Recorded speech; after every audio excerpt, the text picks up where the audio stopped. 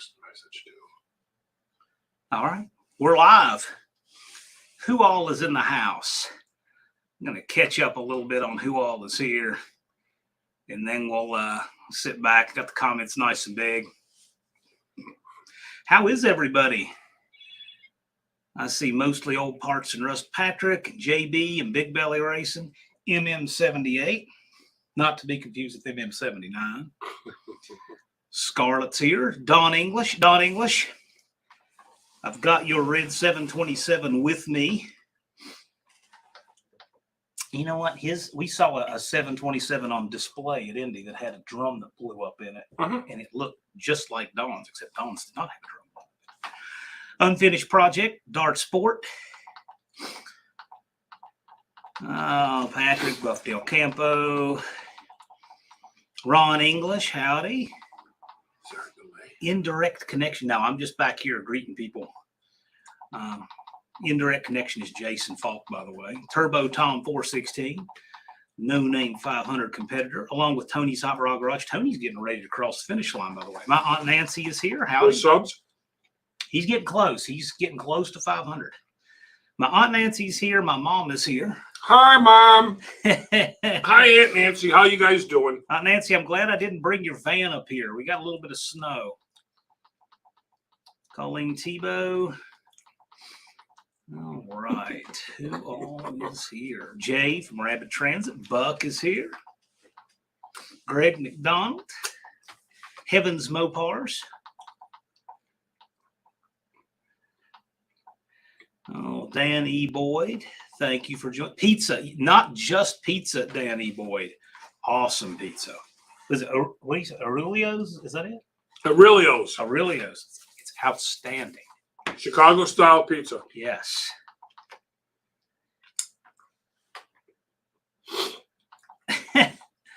Did we all see the same commercial? I don't know what commercial you saw. I didn't. There's Levi working on a customer car. Andrew Nelson, good to see you. Belleville Washers. Yeah. See a few of those around here. Terry Grover, how you doing? Auto Salvage Outlaws. Wow, the house is packed tonight. Robert Magny there is restoring. I mean, frame off legit resto on a 1990 Dodge D150. Really? Yes. Sweet. Yeah. Jackie Abbott, the boss, is here. Howdy. Greased Lightning Garage in Mohawk. Twisted Mopar Garage Dennis, whom we saw at Indy a few hours ago. That is the longest trip from Indy to Lowell anyone can make. What do you think? 3.5 to almost 4 hours? About, yeah. So about what it took us 2 to get there? That's what it took. All right. I think we're caught up. Ed's Machine. Well, how is everybody? We are live from the build room at Cope Racing Transmissions in Lowell, Indiana. Not just any build room. The build room. But the 904 Kings build room. Big difference. The build room. Big difference. So over here, this is the bench where the valve bodies get built right here. All of your nice billet stuff. And this is interesting. Like, there's nowhere else like this. There's just bins of plated factory bolts. Every bolt in a transmission is factory. You get these plated, don't you? Is that cadmium? I do. Yeah. It's called yellow zinc plating, I believe, is the correct name for it. So, like here, they don't use hardware store bolts. These are factory bolts that get plated. I just think that's so cool. Such a nice touch. It's in everything here. In fact, you probably can see. Yeah, you can see the pump bolts in the camera. Yes, you can. Yeah, you can. Look, you can also see the vent where we blocked off. Yes, you can. We can talk about that later. Yes. Yes, we did. Hey, Abel D, you're starting it again, or you just going to hang out and be cool? Patrick, are you at Indy? Sorry, we didn't get to see you. Was he? Yeah, I don't we know. We didn't get no cookies from Jackie either? I didn't see him. But we did see Twisted Mopar Dennis, and we saw Dust Devil Brian, and we saw Jed. We saw Hoosier Adam, 2 Hacks Jeff. In fact, we saw Jeff 1, 2, and 3. Mm-hmm. Smoke Wrench Garage, another no-name 500 guy. Old Man's Garage. Yes. Yeah. The kids from No Man's Garage, Yeah. which they call their channel Gen 2 Garage. Yeah. We saw the kid that won the burnout contest too. Oh yeah, William. William was there. That's right. William was there. And I want to say thank you to William and to Jed and to Jeff, the two hacks. They were so nice. They gave me little key tags and stickers for our wall that I proudly display of all the no-name members. Yeah, he did. He's got a great sticker collection over Yeah. here on the wall. Yeah. Man, it's really something. I didn't realize you had that many channel stickers. Actually, Tony's Hot Rod was the last one I got. Thank you, Tony. I know he's in here watching. Yep, he's here. Man, I've seen all kinds of people over there. Yeah. That's cool. That's cool. You didn't see me unfinished. Well, no one ever sees you unfinished project. We'll be there tomorrow. You guys going back down? I briefly entertained the prospect of stopping there on the way back, but it's a long haul for me. I had to get back. Someone say stickers. Yeah, Buffers. Stickers galore. I took a big stack of no-name national stickers and came back with none. And I kind of slighted Hoosier Garage because he just didn't happen to be there when I ran out. So Hoosier, I'm going to send you some. Sir Devin grabbed second gear. He didn't do it. Oh, he was afraid. Because if he wound up in that bank over there in the snow, we would spin the camera around and heckle him until he got out. So that's why he didn't do it. He knew better. Well, I'm thrilled to be here. I've really enjoyed this. There's one person in here that's not in the chat but is watching for the first time. Oh, Lucas. Elaine. Oh, Lucas is watching too. Hi, Lucas. Yep, Lucas. Hi, Elaine Cope, Blondie. And they have been very nice. They've been very nice hosts. The whole Cope family and Lucas and Devin and Larry Boyd was here. And you got to meet a lot of people. Yeah, a lot of folks were here this week. Yeah, Armando put the hoist in. Yeah, yeah. Detailer. Frank Klotz. Yep. Frank Klotz. Yep. Tony, we can do that. But there's Elaine Cope right there. I just saw her name. Oh, really? Yeah. You in here? I just saw her there, name. Look at that. All right, baby. There's the boss. Elaine Cope is in the house. Glad you're here. Glad you're here. Yeah, so this is fun. We've not gone live. I haven't done my regular Friday live from here before. This is a barrel of fun. And I was talking with John Cope about this. This is my fire damaged core that came out of the back of my garage. I've been looking at and tripping over for 20 years. Yeah. And it was a mess. And I was talking with him about it. And he said, hey, it takes like 2 days. It takes days to do it. It's a big process. It really is to do one right. We timed it perfect. Oh, yeah. Well, you told me all the stuff that goes into the process of doing them here. The things are built to a very high standard here, and to do them here and do them right, it's a big process. Yeah. So he's like, yeah, it takes days. Like, well, I'm game. I'll come up 2 days early and put in 2 full days of. That's exactly what we did. 1 day of teardown and preparation, and then 1 day of assembly. Yep. The valve body was already done. He bought that. Yes.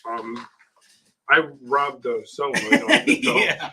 So we had to replace the solenoid. But it came together beautifully, and it looks great. Yeah. If you guys haven't seen it, I put a picture on the community tab. You can see the pump here, but man, I'm just thrilled.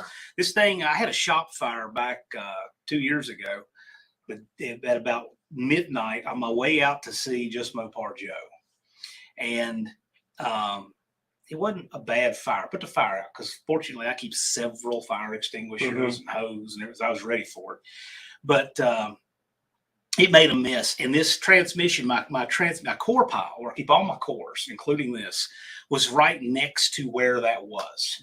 That's where my oil shelf was, and that's where the fire got. So didn't do a lot of damage, didn't do any structural damage. It's ugly, but this thing had dry powder and water damage, and water had gotten in the pump, and it was a mess. And that's what all that white stuff is and corrosion you see on it. But I mean, take it apart and other than that, it was actually the perfect core for a bracket tranny because it had the truck tail housing, it had the steel planetaries, right? It had the low gear set, and the beveled pump for a 5-disc drum, Right. which John had an extra one. Yeah. So you could not ask for a better core as far as what you're starting out with of all the bits and pieces that come in the trans. Well, Patrick, it wasn't a non-lockup trans. It is now. Right. Right. So. And it's got a non-lockup spline, so we can run it a conventional 904 converter. Unfinished Project says that a new pump, or did you clean and paint the rusty one? That is that pump. Yeah. It was glass beaded. We put it in a glass bead cabinet and cleaned it all up, and then polished it and did some things to make sure that it works properly. Yeah. And it looks great. It does. Looks great, yeah. No one's going to see it underneath the car, but it looks good. It does. It looks so great. It looks great. So I can tell you though, I knew without a doubt that I would learn stuff here. Okay, I built about a dozen transmissions, and I got to say, all but one has worked like it should. But that said, that freed me up a little bit to get to learn some of the things, the difference-making things, right? Yes, I think so. Yeah, so I wasn't worried about the macro elements, but I got to learn a lot about the micro elements, and to me, that was really exciting, really great stuff. Yeah. And I just loved it. I loved the process and getting to learn this stuff. So. It's been great. And there's so many things that just more than people realize. It's not just about parts. And I purposely didn't build it for John and just sit here and watch. I really wanted him to take, I mean, he's got a sense of pride to say that, yeah, I built the tranny and put everything together. So it's good to say that, yeah, I built the motor, I did this, I did that, when you do your own car. Well, but it's, we really built this to the standards that you do things. Yeah, and of course. We went through the whole process, and it is so interesting. Yeah. So interesting. So just things that would not occur to anybody when you're just talking about parts. Because anybody can pick up a credit card and they can order parts, and that's great. You need parts. But that is not the secret sauce. That's not all there is to have. Correct. So it was really interesting to me. A lot of it was technique, what you say, John? Yes. Oh, yeah. Like my little special way of putting in bushings. Oh, yes. Just little things like that, that it's technique. Right. And some of the technique is for you to assemble quicker, not quicker, but easier for the builder.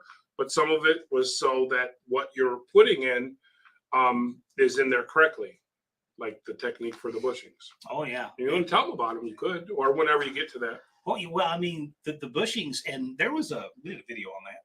We'll put up. Oh, you got okay. Video, yeah. I do. So look, yeah, I shot it for you. Remember? Okay. But there's a good video going to be coming up on his channel about bushings. There's a good video going to be coming up on how to oil the rear drum. Yeah, low reverse drum. Unfortunately, I didn't get around to putting the camera on John for the assembly or anything, so the video is like kind of half baked. I don't know what I'm going to do with it, but I'm going to put it up there. But it was hectic here.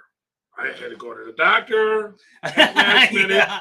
Armando was in here putting in the hoist. We had brand new hoist going in. New drive on the lift just went in. Right. Elaine was coming in here. John, you got to help me put this fire out. You got to take care of this guy. The phone was ringing.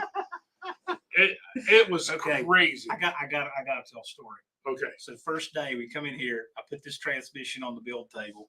There's literally dry powder falling off of it, and the phone rings. So we're just getting ready to start. Got the desk of your mind clear. Yeah. You want to start, and the phone rings. And he's like, what's this? He looks at the phone, and it's a transmission shop in somewhere. Oh, right? yeah. Okay. Yeah. We won't say who. Well, we don't know. Well, yeah, I don't even know who. Okay. It was a transmission shop on the Colorado. Which we do sell parts to transmission shops. But I don't know who this was. You don't know who it was. You just knew it was a transmission. Yeah. The guy calls and asks for a $700 Ford, which, as most of you know, is a Chevrolet transmission. He says, we're a Mopar. You got a little bit of license. This guy's in the business, right? He should know better. You would think. We're a Mopar shop, right?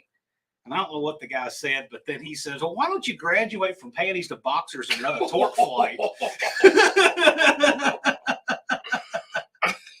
So you can tell when somebody's done this a really long time. Yeah. I'd kindly bust chops a little bit. Just a little bit. It is really good. But I'll tell you, watching the way that you handle in business, I mean, the way he treats his customers off camera says a lot about him. Well, thank you, Jeff. It's good to see at Indy. Like I got to tell you, at Indy, I was at Indy with a rock star. It was drawing you had a crowd of 10 people around you there in the meeting the median when you walked in. I mean, so it's interesting, but that shows you how he treats people. However, there were 5 of us, and we all were sporting CRT shirts. Yes, and I wanted to be like that. I wanted it to like the Warriors when you walked in and everybody had their colors on. I didn't set up a booth because I don't like doing that anymore. Yep. But everybody's seen the CRT boys. There's no doubt about that. The thing is you actually kind of worked a bunch of booths because you had friends with booths everywhere. Yes, so you go hang out with this guy, and hang out with that guy. And hang out with Lingenfelter, who made the bumper brackets. Yeah. Larry Boyd had a space, and he was nice enough to let us keep our stuff and there. You got your tail lights and all that I from got him? it all. Is it still in your truck, though? Don't forget that. Well, no, you're not going to let me. Otherwise, I'll end up putting them on eBay. You know that, right? I don't know what you'll get for them. I only gave $10. Hey, I'll buy a pizza for next week. Now that you say that, I kind of want to let you. That pizza was seriously good. They don't make pizza like that where I am. He went to that restaurant 3 times while he was here. Was it the second night I took you out for pie? Okay, first. So he has customers come in from New York, okay? And Minnesota. And Minnesota. And Virginia. And Virginia. All in one day. All right. So the New York customers came in. He's like, okay, let's get your stuff and all. All right, time for pizza. It's just like that, right? So we went over there. It's delicious. Really, really good. We did that. So the next night, I think you just had like the business demons had clubbed you to death that day. She's like, man, I am tapping out early. Okay, that's totally cool. So I went over there. I said, well, I'm going to try pasta. The pasta was so-so. It was okay. But then we're coming back. We made a few phone calls. We're going to try something different. They were expecting a foot of snow here, and it didn't quite happen, but it was enough to cause people to close down. Yeah, everybody got nervous and closed their restaurants. So I said, and I was thinking McVeigh's, Elaine, just so you know. I tried calling McVeigh's. No one was there. So it really is like, let's try them. And they answered the phone. It's like, well, we know what we're doing. Yeah, we're getting pizza. So I set up the live. They made a pizza run. And so he got to eat at the same restaurant 3 times. Yeah. Just like you did with Bob Evans. Right? Oh, my goodness. Great. It was great. I'll tell you, though, making a 2-hour drive from Indy, that was, I could do without. It was a little stressful on my end. I'm sure, because you were just sitting there just a little bit in the snow the whole way back. But I can tell you, this has been just a wonderful week. I've thoroughly enjoyed it. Yeah, we did have a time ball with these guys, yeah. And as soon as they're willing to forget how much of a burden I am and have me back, I'll be back. But this has been good. So what all is going on in the world of the chat? How many we got in there today? Well, 63. Wow. Yeah. Okay. Yeah. Excellent day. My friend Billy watches sometimes, but he doesn't comment. He just sent me this. So I have no, I'm out of sharing range. So he just sent me that. I don't know why, but maybe that's his goofy way of telling me he's watching. So if you're watching, Billy, howdy. And we saw all three Jeffs. We right? did. They were driving that Jeep. Did you see what it said at the tailgate? Said, I love chili dogs. Oh, there's Andy. What's going? Okay, Unfinished Project is asking a few questions here. One, how long? Because they want to ask you transmission time. I know. Oh. Fine, I'm fine with that. Oh. You got to keep it 904 related, dog. We got the 904 king here, which is John Wilburn. He only says that because he doesn't want anybody saying he is. They can ask away. That'd be great. He just wants to know how long you soak your clutches. You're supposed to do it for 15 minutes, but between me, you, and the fence post, I get them wet and I hang them up. Is what I do. But you should soak them for 15. Because once it's in there, it's good. Once they're wet, they're wet. Yeah. And they're sticking. That's what the hook's for. So he's got to, of course, as a professional shop, they have everything streamlined to be able to do lots of it. And so there's a bucket. I mean, there's over a gallon of ATF right there in that bucket, and vice grips clamped up and rings and everything designed to be able to soak and hang parts for assembly. And it's interesting. It's interesting the way they got it. Yeah, but I would clutches and bands. You should soak for 15 minutes at home in transmission fluid. Tony picked up a 46RH diesel and Gasser 46RE cores last weekend.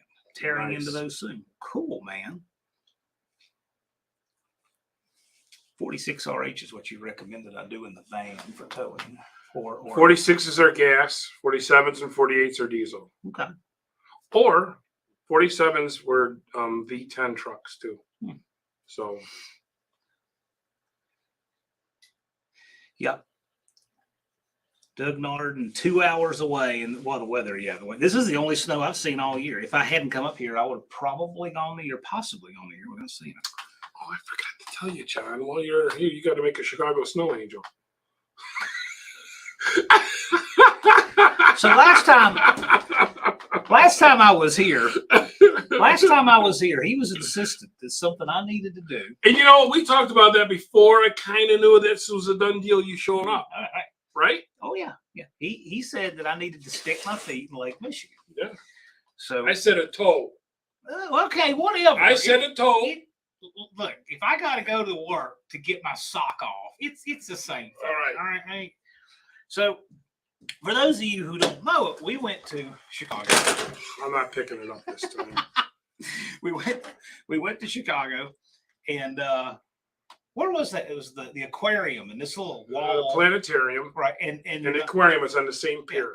And you're not. There's big signs everywhere that say no trucks. So of course we took a dolly down in there. Yeah. Like drifting. Yeah, drifting on Lakeshore Drive. For real. So yeah, where the Blues Brothers drift, so to see. And there are dead bodies in there. Well, okay, they can't smell worse than my feet. So I walked down there on the wall, and there's literally a few homeless people and stuff like that. And I don't know where he thought I was going, but I come back barefoot. Yeah. My pants legs were wet, and it was 30 degrees. I couldn't believe it. I go, where are your shoes? They're right here. I go, what are you doing walking around barefoot? He goes, you told me to stick my legs here and my feet in Lake Michigan. Yeah, I did. Talk about new respect. That would have been on the community tab. I could not believe he did that. I could not believe he did that. All right. I'm not picking it up this time. Immediately picks it up. Blue Collar Performance doesn't miss much. I'm telling you. All right. So there was a question. How long can a rebuilt transmission sit before use? If you keep it in a dry, non-moisture area, I would say 10 to 15 years, maybe 20. There's really no limit on it. Well, you put Transgel on everything. The way I do, yeah. Like if John put that transmission, on his living room table, dining it sat there for 20 years, he'd be able to take it and stick it right in. Big Belly, is a non-lockup stronger than a lockup? Not really, because the lockup has a hole through the shaft to feed the lockup clutch. By the way, a lockup's what's in hanging. Yeah. So dollar for dollar, I would say the lockup's a little weaker, but it's a great trade-off to have the lockup clutch when you're going down the highway. Patrick says Cope Racing Transmissions is the best there is. Patrick, I tend to thank you very much. He's the best customer you can ask for. He's a great person. Yeah, him and Jackie are rock solid people. Yes, they are. They're really great. There's another guy that off camera is just a wonderful person, just like he is on. But it's Patrick. Yes, I would agree. He seems a little quiet and shy on camera. A little bit. So Sand Mountain Ballistics Hunter here. Ever build the old Hydromatic style? What does he say? The old Hydromatic style, like a super Hydromatic Jetaway. I don't even know what that is. Yeah, a Jetaway and a Slim Jim. They used to call them Transmatics too, and they had a whole bunch of different names. I may have done one or two here and there in my day, but my father grew up, started his business doing Jetaways and cast iron Dynaflows and Slim Jims and all those transmissions. I'm not very familiar with them because that's before my day, But my old man, I tell you what, he was great at that. Slant, really was. Slant Daily Garage is here and says, "What's up, everybody?" And then that's the first thing he says, "What's up, everybody?" The second thing he proudly says, "I have foul body number one." He has the reverse. He has the reverse manual billet number one, and I have 500 is right here. Yeah. But Polito has one. Yeah, that's pretty cool. That blew your mind. It did when you sent me that picture. Like, yeah, I'm here with number one because I just done 500, right? Yeah, I mean, we're really close to it. You did it in October, and that was December. Yeah, and now we're at 556. Wow. Yeah. Just Mopar Joe must have slid in here. I've got the comments really large because of the setup we're running here, so makes it a little bit harder. I have to come up here and scroll occasionally, but it's not bad. But that's why it's. If I do miss a comment, feel free to repost. Okay, Mr. Cope, what transmission do you hate the most? Andy, Unity Motorsports Garage is asking. Oh, geez. To tell you the truth, there's probably two of them at the very top of my list. And Andy, being a Ford guy, don't take this the wrong way. The AXODs that came into Ford Tauruses, I couldn't keep planets in them. I hated them. Yeah. That and the A4LD that came in the Astro vans. Back in the 90s. I remember one when I worked at National Trans, it kept on failing and failing and failing. And there you had to write your name and the date on there. And I put a cross, a Catholic cross on it, and prayed and threw some holy water on it to get in the brake. Those are the two I hate the worst. Yeah, that EXOD, they are hot flaming garbage. And they're just as fun to R&I. Oh, Big Belly Racing wants to know if you've ever built a 200 R4. Yes, I got one in the back of the shop with a reverse manual valve body in it. Yeah, junk, AOD hater in here. Yeah, actually 204Rs. A lot of those guys are using them behind Grand Nationals, making big power with those transmissions. More power to them. Yeah, they're doing it. My mom says hi, Joe. See, my mom is a fan of just Mopar Joe. Hi, Mom. How you doing there, sweetie? Oh, but not me. I thought you accidentally called me Joe. No, it says hi to just Mopar Joe. How could you not like Joe? That mop of hair that guy's got, huh? He's a heartbreaker with all the women, ain't he? Craig McDonald.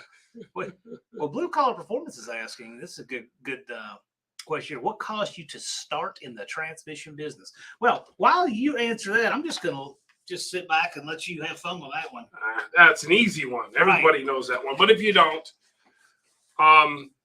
my father had a transmission shop on the east side of Chicago, and he started in 69. I was born in 65. So as a child, I remember going to Dad's shop on the weekends. Mom would drive there to do payroll or whatever. And that's how I got my start. It was a family-run business that both my mom and my father ran. Actually, both of them built transmissions. And I actually laid this story out in pretty good detail in my catalogs. The brand new catalogs for 2023, 2024, I do a catalog per, what do they call it? By year?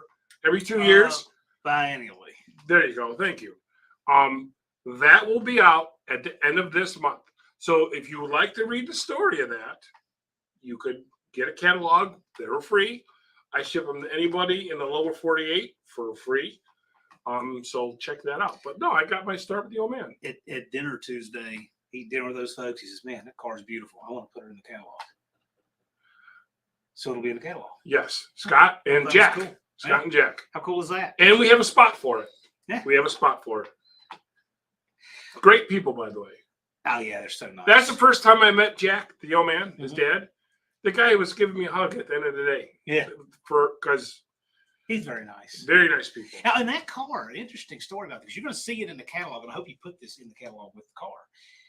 The old man had won, I don't remember what he won. It was a local championship. In the 90s. Yeah. And a generation later, the son wins it in the same car. Yeah. How very cool cool was story. That? Very cool story. I love stuff like that.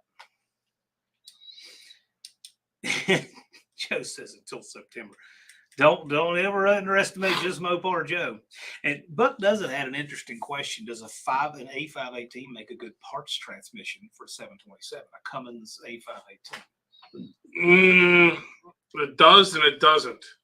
For one, it's lockup. The planetaries will interchange as long as you rebroach the front one, which we offer that service here. I think I know where he's going. Could you take a diesel tranny with all those big beefy parts and put them in a 727? Some of them you can, some of them you can't. So the planetary system you can if you rebroach, and it's the front planetary trannies. Do I have one around, John? You have more planetaries I've ever seen in my right life. there. He has a wall out there in the shop. How many planetaries are in? How many thousand? I bet you each. There is a wall. If you look at the thumbnail for this video, that was a small part of them. All right, put that in the camera so they can see that. That's a 48 RE 6-pinion planetary, and you can put that in a 727, but the splines that go to the output shaft are a different pitch. They're the same tooth count, yep, but a different pitch. Like a home roof will have a pitch on it. I think. Did they use that pitch from 76 and up? There's the first one was 62 to 75. Right. The second one was 76 to 93. I also then changed the third one was 94 and up. Yep. And I do offer that service. So if you guys have those planetaries, if you run a trans brake, you are never breaking that. Yeah. Actually, that thing was probably so heavy it'll probably break it up. Yeah, no kidding.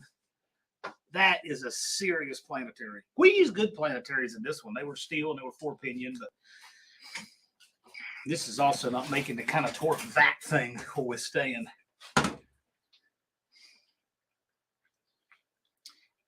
Got 68 in here. There's 68 people on a Friday evening that want to spend it with us. Excellent. And now there's a guy that's commenting, and I appreciate him being here, John Millworm. And John Mill, and it almost makes me think, it's almost like a parody, but it's not. Challenge accepted. Patrick wants to break it now. Well, they say if anybody can break it, Patrick can. What is he running in his? Is it a He's got what you got. Okay. And he said it looks just like this one, except it's got converter dump valves on it. Yes, because it's a turbo car. Yep. Patrick wants to break it. Well, Damien, First Responder Garage, he has this planetary in a Durango. So I don't know what he plans on doing. Those didn't come in Durangos. I know, but he's doing it. You can put it in Durango. He's doing it. And if it's 94 and up, you don't have to rebroach it. You just slap it in there. Yeah, John Miller, because our names are so close. See, look at that. My mom says Jethro is sleeping through your live. I must not entertain my dog. Okay, my dog hates it when I spend time in the office. He hates the office. So when I'm in the office, he goes somewhere else to take a nap because it's too bright in there. It's loud. I'm on live. And as soon as it's over, he's thrilled. So my dog is not a fan of this show. Guess who is creeping up on 1,000 subs? Ed's Machine. Was Ed in here? I don't know if he's in here or not. But yeah, apparently Ed's creeping up on 1,000. Colleen says Road Beer had a question. Well, I got to tell you, I'm a little ways from my computer, so there's Ed. How's it going? And Mike Iben ordered the converter kit today. Yes, Mike Iben saw the community post. The converter that goes in here is getting built soon. I'm going to schedule with Mike, and we're going to bring it to you the same way. We're going to go up and film and do a live with Iben. Okay, Road Beer. Thank you. Road Beer, there's something garage, that one of the best usernames on YouTube. See? Yeah. That wasn't something garage. All right. That cracks me up. 46 RE or NAG1 for a Hemi swap. Well, I'm a 46 RE kind of a guy because I make a valve body for that transmission that you can put in a car with no computer. I also have a trans brake for it or a reverse manual with lockup on and off. NAG1's got a lot of gear ratio, but you have to run a computer for that. With a 46 RE, you can run a conventional 1350 joints, conventional drive shaft. With the NAG 1, you got to have some kind of a Mercedes-Benz rubber U-joint conversion thingy. So, but for a street car, either of them will be fine. The overdrive ratio is the same on both transmissions. So it just depends if you want all that lower gearing. Like, what is the gearing in the red truck? Lower, 5 what? So he gets this. It's a 2020 Ram, and the first gear in this, it's an 8-speed automatic. Yeah. First gear is 525 to 1 ratio. That's the double first gear of the 727 ratio. Yes, it's like 4 low. It's like you're driving. That's why it's like you're Yeah. driving 4 low and 2 overdrives. New Guy's Garage. I saw you sneak in here. How's it going? New Guy's Garage. He's bringing a Mustang to No Name Nationals. His brother is in the No Name 500, and if he gets his 500 subscribers, he needs about 420ish. He wants to run a U-Haul or motorhome down the track. I heard. We need to get, that guy needs to get his subs, and we need to, see what we can do to help. I think the U-Haul would be way cooler than I think so too. Yeah. And Turbo Tom's family has a 1916 Model T. I really want him to bring it. There is no event in the history of drag racing where a U-Haul and a Model T Ford have wound up and gone on the track side by side. Yeah, that's never happened anywhere. That might be an even race. It might be. we have to make this happen at the No Name. You know what? Here's what I want to see happen. I want to see the U-Haul and the Model T do a best of 3, negotiate it just like these. So. Right? And you know what? I hear if the Model T and the U-Haul make this happen, if they both make it there and you want to do a best of 3, the house will put some money on it. This is what I would do to jazz up the race. The Model T has to pop the clutch at wide open throttle, and the U-Haul's going to do a neutral drop. Rivet, yeah, see, there we go. Rivet U-Haul. That's the spirit. That's what I say. Okay. Get a U-Haul truck. Okay. You know what? You know how to make him stop saying that there, Dan? Just say, if it breaks, if I blow the sprag on the U-Haul, I know a guy over in the pits. Shop's closed. He'll be taking off up the road. Shop's closed. Fast. He'll leave his motorhome behind and he's leaving. Oh, goodness. Can Model Ts go fast? Well, I don't know. This is a stock Model T, and I don't want him to break it. But I think it would be really cool. Turbo Tom, I saw you in here earlier, to go down the track in a model. Who else can even say they've done that? Hey, you get some Tommy guns, put a couple guys on the running boards, be Al Capone going down the track. Yeah. Full send in a Model T. What can go wrong, Andy says. It might hold up to more launches than your C4 if you turn it up. Oh. You know what they say about a C4? You see a builder 4 times more.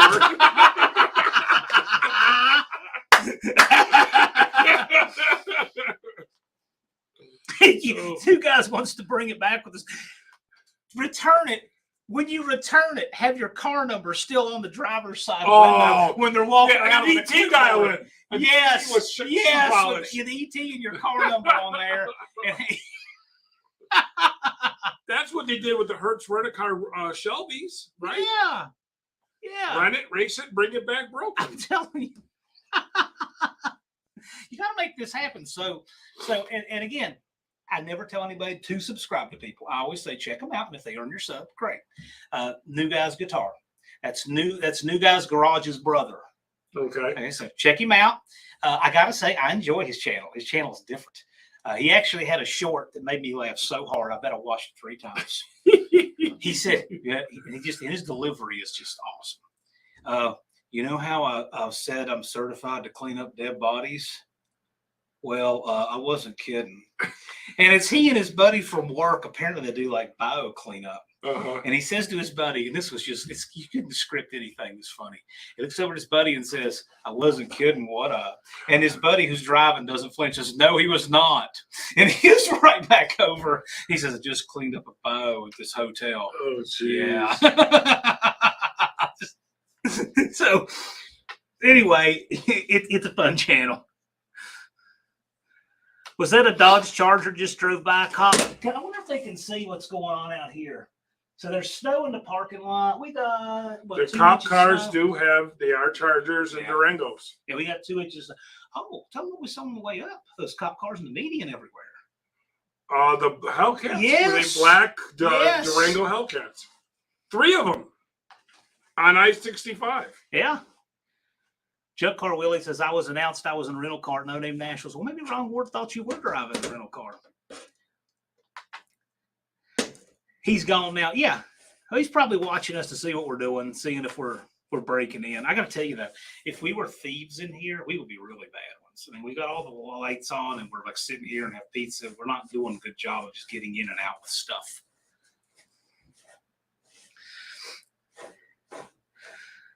Gallows humor is great. I gotta tell you, he cracked me up with the way he said that. He did it only the way a guy who does that for a living could. You know? Yeah, there we go. There, Joe put up his channel link. So Unfinished Project says the quarter mile performance will be 32 at 39 miles an hour. Okay. Model T. Maybe. And you know what? That is faster than everybody who doesn't show up. Exactly right. Mopar Man 78 says, can we send a converter to have it tested and see if it has the rear hub is within specs? To PTC or your converter guy, whoever your guy is, yes, you can. I don't do converters at the shop. I don't do converters here. Andy wants to know how much nitrous a Model T and a U-Haul can take. These guys want them to blow the Model T up. I just want to see it. I don't want it blown up. Yeah. It's a 107 years old. It's 107. Most of you guys aren't 107. That car actually is. First Responder Garage. First Responder Garage, how's it going? We were just talking about you. Got a, was that a 618 Planetary? Yes, sir. I mean, you're putting all these 48 RE. Yeah. Same thing. The Model T will outlive us all. I've never driven a Model T. I'd like to. No one guy owns one. That'd be fun. Well, I guess 2 Turbo Tom. Maybe I need to do that before I die. Drive a Model T. See if I can make that happen. New Guys Garage is at least a 50 shot. Can you believe we're talking about spraying a Model T with nitrous? Not at all. Yeah. Not at all.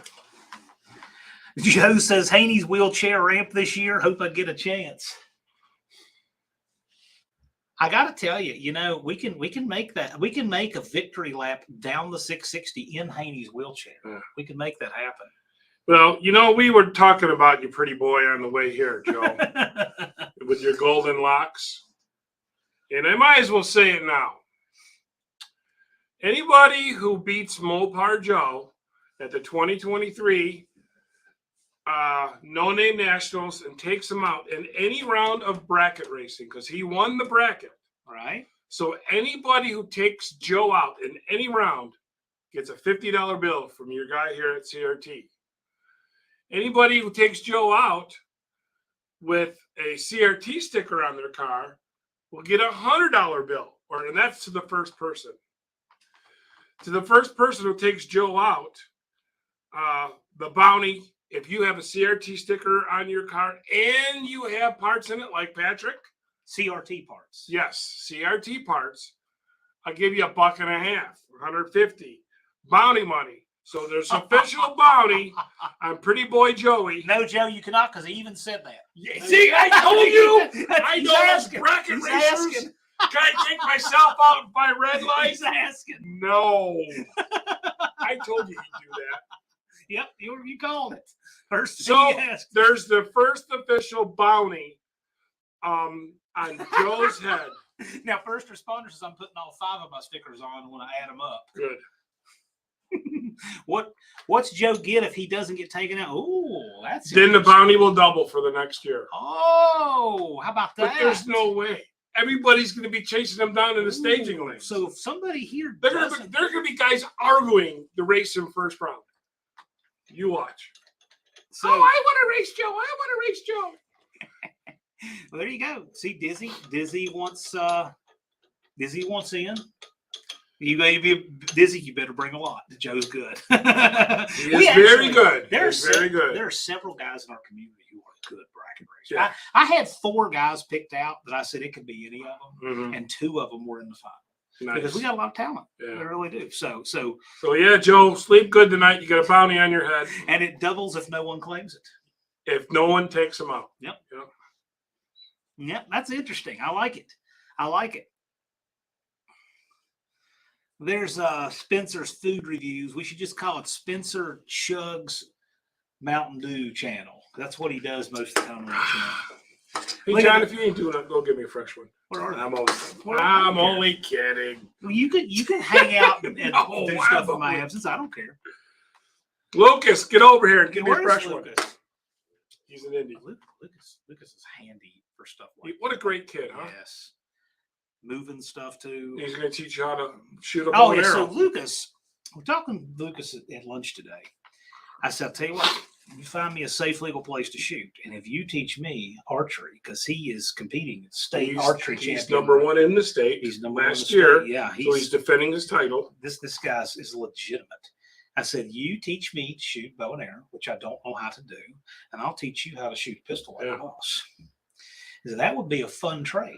That would be interesting. We could do some film on that. I think it'd be fun. Lucas today at the swap meet got his first taste of fame. Someone recognized him from one of the videos from my channel, and I thought that was great. Yeah. I really did. There's Mrs. Dust Devil, who we saw at Indy. I took a funny picture. Did they go home? Did they drive home tonight? Yeah, Brian and Mrs. Dust Devil. Are you They back? had to get in the snow. Let's see if I can do this. So Mrs. Dust Devil asked, how long does Brian have to get her truck done? Uh-oh. And this was my answer.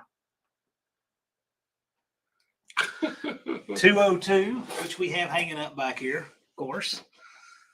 Which I asked for to keep one, and Yeah, he won't. Yeah. He keeps them in a book. I keep him in a book. He'll get his number. I brought several with me.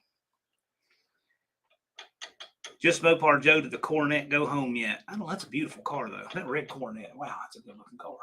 That Who's Joe Coronet? had, that 65 Coronet, the getaway car. Yes, Getaway car. it's a red 4-door Coronet. The They one took that Joe's working on? Yeah, the one he Oh, painted. yeah. Beautiful car. It is. It's a beautiful car. 6% recycled dropping in. There's another no-name 500 guy getting close.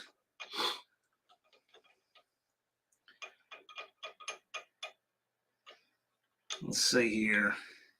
Mohawks here. Rabbit Transit. See that this, we don't get to see the comments as real time as what you guys do because we're on StreamYard and we made them big enough to read. Let me see if I can sacrifice a little bit, get more on the screen. Dennis Collins just rescued a 70 Coronet. Well, someone in our community did too. Was that Brad from Four Boys? Yeah. Four Boys Garage? Yep, sure did. My power's back on. Yeah, JB was without power too. No Gnome's Garage says my cooler goes to 11,000 horsepower. Okay. I think he added one too many zeros there. Okay. I didn't know they rated coolers in horsepower. I guess they're just talking about for application. Hey, look at that. 6%. Somebody put it in there. 6/100. I like that. Big Belly says, how much horsepower does the T200 4R support? Man, there's guys out there doing 1,200 or better with that. Wow. There really is. Andy's working tomorrow. Oh, I'm sorry, man. So we'll see you, buddy. Buff Del Campo says, my power was off and on many times today. I'll tell you what, when you get into central and western Tennessee, I think the power goes off just every week there, it seems like. Everybody I know down there has that going on. And Big Block 402 Rescue said, that's what I was thinking. I was thinking Steven did too. I could not think who the other one is. Steven, yeah.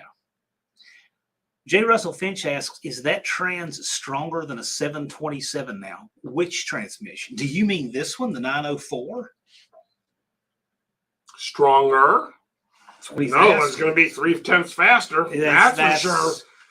That's for sure. My goal is to make 500 pound-feet of torque, which I think is entirely reasonable from a high compression 340. And for that application at about 3,200 pounds with 500 pound-feet of torque, I don't think we'll have a problem running the 904. Yeah, 904 in, let's say, under 700 horsepower in a 3,200 pound car. Right.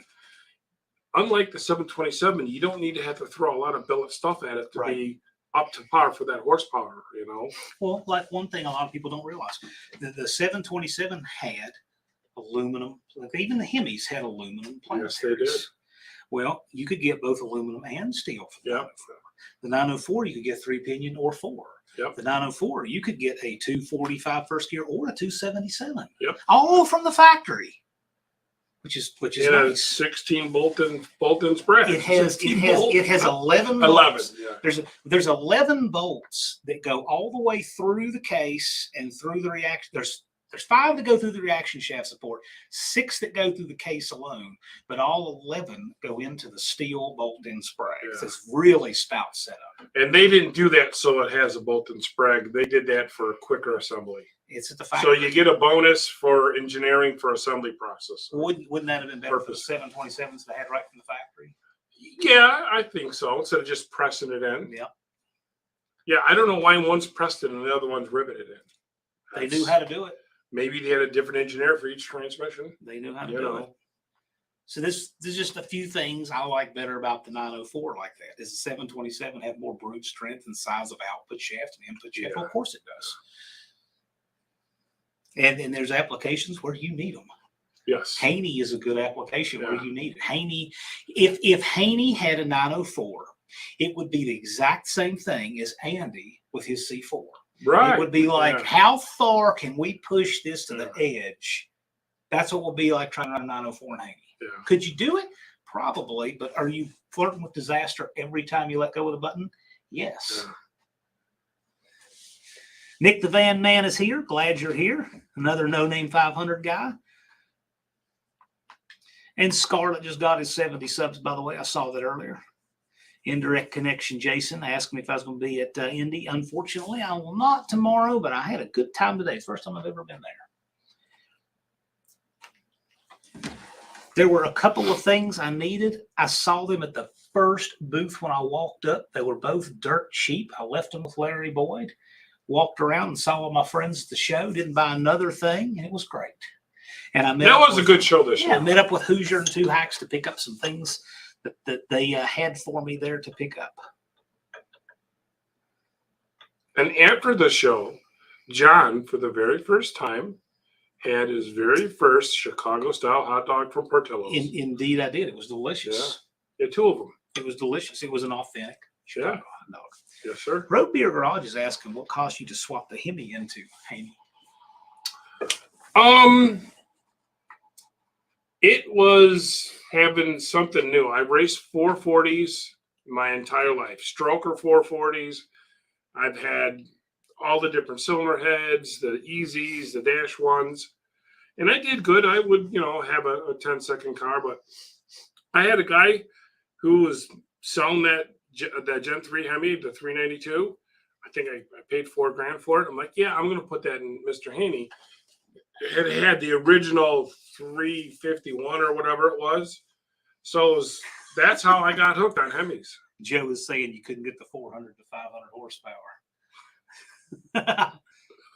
Pretty boy. Haney moves. Chris Greenaway. How's it going? Andy says he ran a 680. Is Mr. Haney concerned or surprised? Andy ran a 689. I thought that was great. Andy 689. I know that because I'm the one who filmed it. Yeah. He went 689 at 99. I wasn't surprised. I mean, that was respectable. Oh, yeah. That's a great deal there. Well, Andy drove the truck 40 minutes to the track. He comes straight into his pit stall, stops a minute, and says, "Hey, they're already calling us in the lanes, and if we're not in the lanes, we're late." So he ran down there, bypassed the line to make a test pass right before the bracket. He and Michael went up, hot, everything. No kidding. Hot lap, which drove straight in, straight down to the lanes, left off idle, and went 689. Excellent. Excellent. Then he made another pass and it was breaking up a little bit. Yeah. Plugs were funky and all that. But I mean, he proved the concept in the When I was first watching pass. the videos, you can see how hard that C4 shifts in the third gear. It was banging in the third gear. Yeah. So Nick the Van Man says 904 is a better match for small blocks. Yeah, I like them. You long distance people, there'll be a gas help for you. Well, I'll tell you what, we're not doing fuel relief this year because the price is much more. It's half what it was last year. So, Cope, how fast did you get that 74 Firebird? He's talking about the one you put. Oh, Elaine's car? Yes. You know, I was very poor when me and Elaine started dating. I never raced it. But I would have to say it being a 350 two-barrel, 350 trans with maybe a 305 gear, at best it'd be a 15-second street car. Yeah. Probably, maybe 15 flat. New Guy's Guitar said, hey, John and friend. Well, my name is John Wilburn, so he's always talking about you. Okay. But I'm John Wilburn for those who don't know. And this is John Cope for those who might not know. But we're both named John. Right. It confused Lucas. I call him Wilburn, he calls me Cole. Right, because it's the only thing that worked. Because see, when both of us were born, John was the most common name in America for male children was John. And now I have no idea what it is, but it's not John. We're way down the list now. C4 is not long for this world. Not behind that truck. It's not. There's Smoker Inch Garage, whom we got to meet today. Smoker Inch Sean. Nice guy. Very nice guy. And he has a Dart Sport. Imagine that. You know, so we're getting ready to put the cover over the snap ring on the extension housing on this transmission. And Lucas picked out one, and I saw that one had some writing on it. You know, Corporation transmission. There's a, what is that, a 46 RE? Yes. Okay, 46 RE standard. And I saw that writing on there, and Lucas said, well, we can put something on it if you want. I said, well, you know what needs to go on there. Yep. So we went out, we put Dart Sport with 2 exclamation points on and stuck it on here.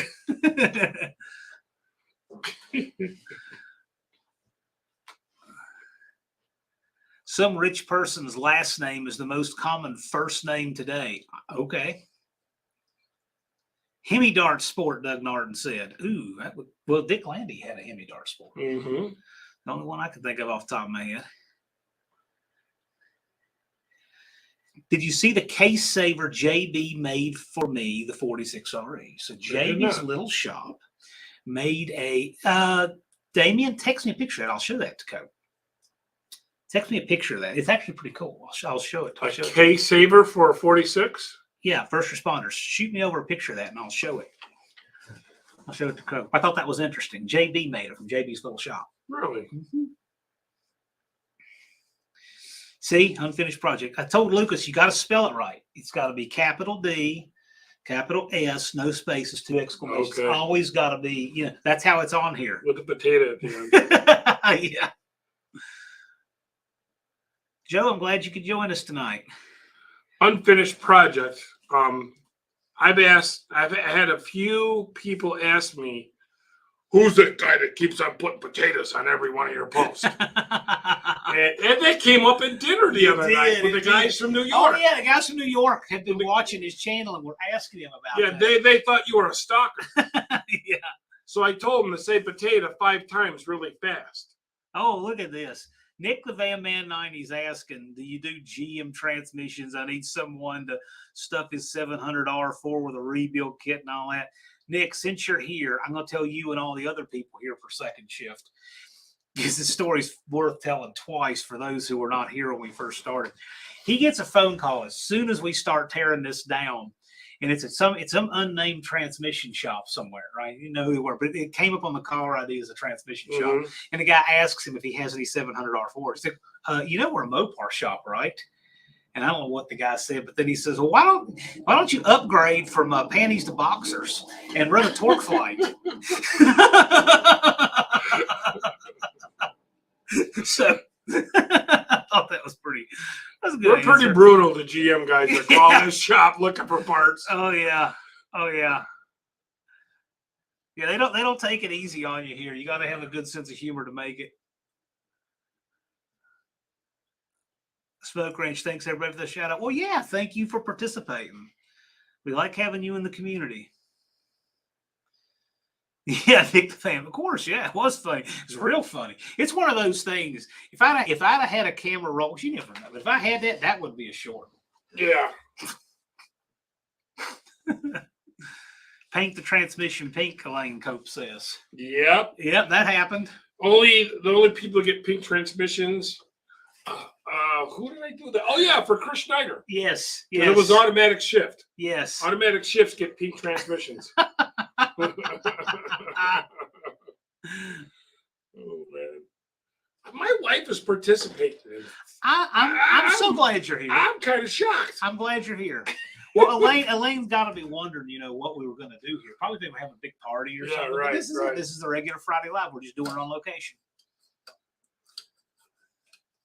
But I'm glad you're here.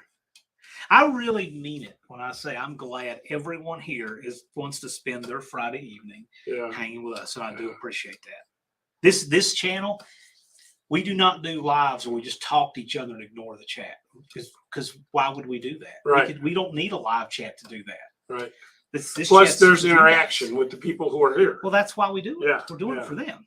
He and I had a live chat, for a few days now. We wouldn't have to. We've been chucking it up. Yeah. I've had John rolling more than once. Yes.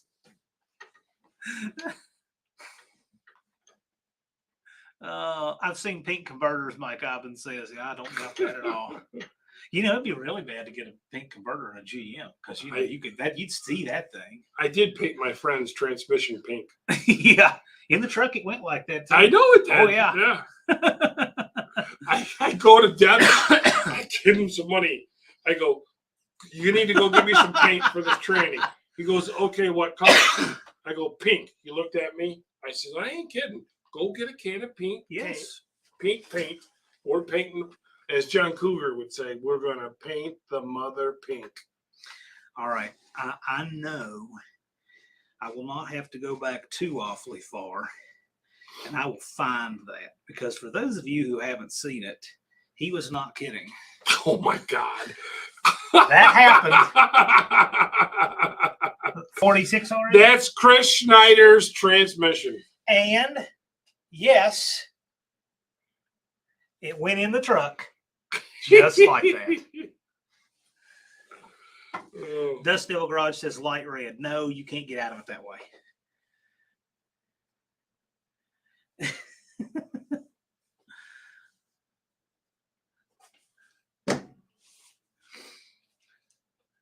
Is it recommended to paint the transmission case? And if so, what color? CRT silver with a sticker.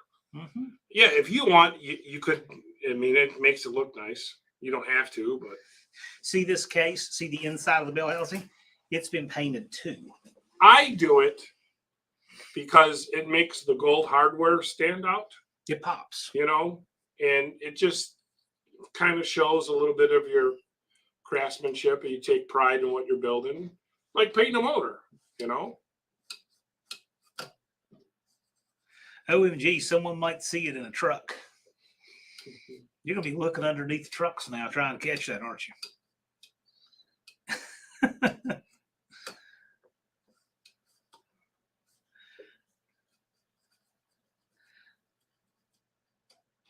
Uh-oh, most of the old parts and rust. If you want to run first round of the 10.5, I had red beer last year. So J. Russell Finch wants to know if you still have the parts truck for the Power Wagon. Yes, I do. It's out back. I do. Does he need something off it? He says, if so, I suspect you're going to build another Power Wagon. No, it's just a parts truck. Yeah. Mike Ivan is asking, how do you clean the corrosion from the case? You did your own on that one, John. Yeah, so the transmission comes down, and I mean comes completely down until you have nothing but a shaped piece of aluminum. That's all there is. Raw casting. Everything. And then goes in the cooker. Yeah. And you say, hey, Lucas, turn on the cooker. It's clean at a very high temperature, and there's cleaning solution in there. And once it's cleaned, we blow it off. In John's case, because that sand corroded it some, we had to glass beat it. Right, and it needed to be glass beaded to finish off. I don't know how that works with what it does. Let's see if he says. So that's a case saver. He measured the case and drew a picture of what I wanted, sent JB a piece of aluminum, and he machined it. You still use a snapper. It's just the backup for the bearing. I made it. I may need a drill for a drain back hole for the oil. It taps in the case and supports the bearing. Does he got a picture of it in the case and what it looks like? Yeah, that will be interesting. If you have that, first responder, please send it. How tall is the CRT deep pan and how much fluid capacity? We have 2 pans. We have a 3-inch. If I can do this without Yes, you bumping can. the camera. We have a 3-inch pan, That's a regular deep pan. and that is made with American aluminum, Made an American in the foundry, USA. and it is 3 inches deep. You designed this together with a guy in CAD. Yes, and it holds an extra 3.5 quarts. And for trucks, we have a 5-inch one that holds an extra 6.5 quarts.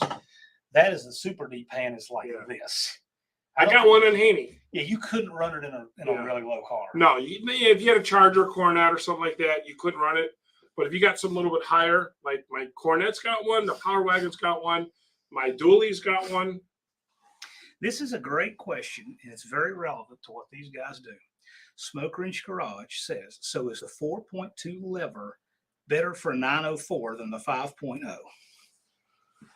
On a 904, you could run a 5.0 with no overlap issues. But I still recommend that you run the 4.2 just so you don't run into that. If you're going to run a 5.0 lever in a 904, I highly recommend that you run the multi-spring pack instead of the big one spring. To have the correct spring pressure, the shut for the timing to turn third gear on.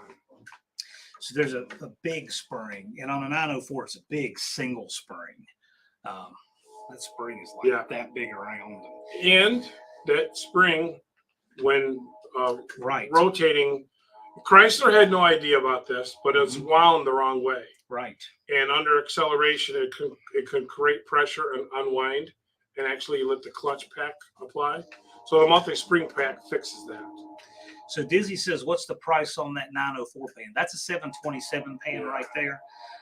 But if you're curious about that, you can see everything at copracingtrans.com. Yeah, I don't make one a cast aluminum pan for a 904. If he did.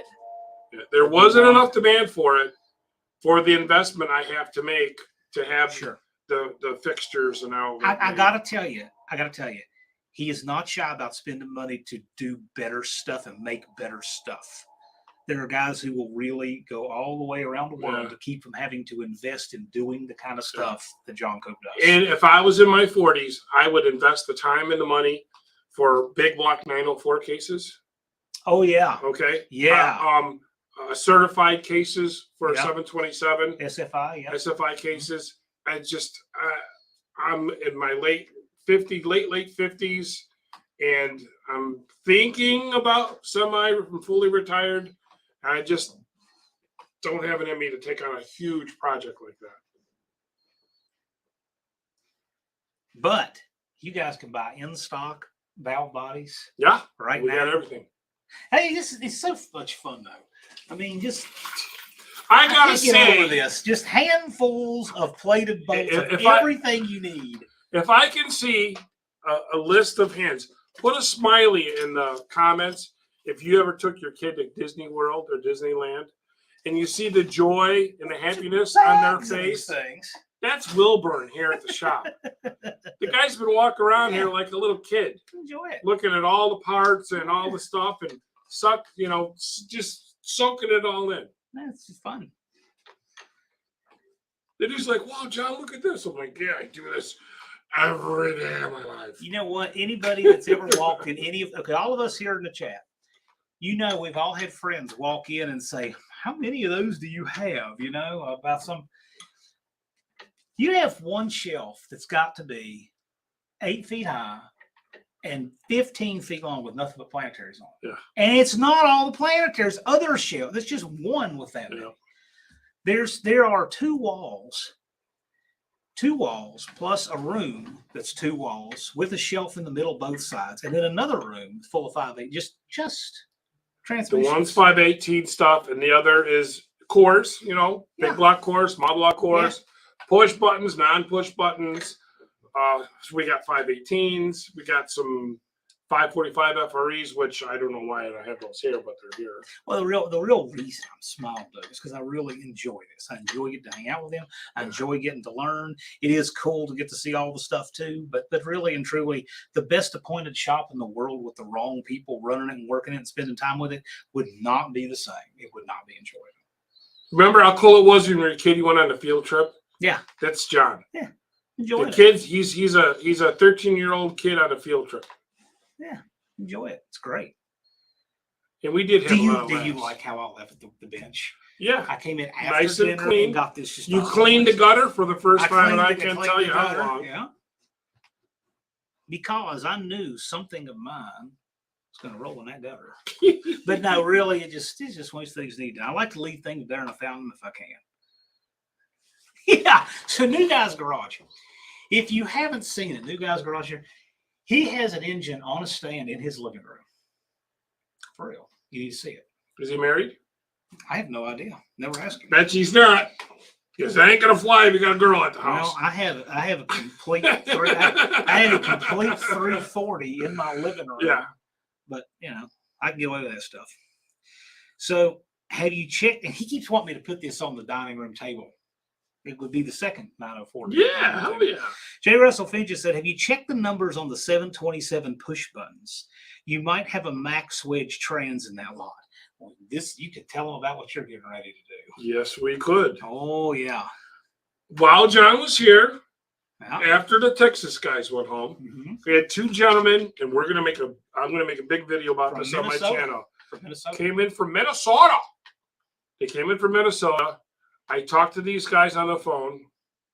He just bought a 64 Plymouth Max Wedge car, aluminum front end, automatic, with 97 miles on it.